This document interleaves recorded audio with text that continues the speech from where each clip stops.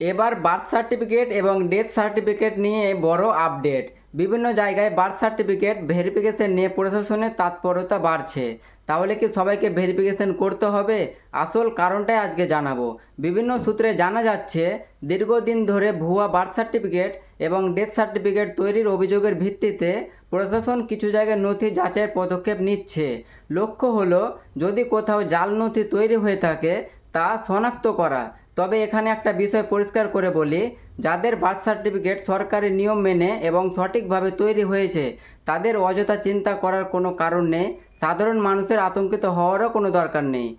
কিন্তু যদি কেউ ভুয়া নথি তৈরি করে থাকেন বা জালিয়াতির সঙ্গে জড়িত থাকেন, তাহলে তদন্তে প্রমাণ হলে আইন অনুযায়ী ব্যবস্থা নেওয়া হতে পারে। এই বিষয় নিয়ে যদি কোনো সরকারি নির্দেশিকা বা অফিসিয়াল আপডেট আসে, আমি সবার আগে আপনাদের জানিয়ে দেব। ভিডিওটি ভালো লাগলে লাইক করুন আর এমন গুরুত্বপূর্ণ আপডেট পেতে আমার পেজটি ফলো করুন।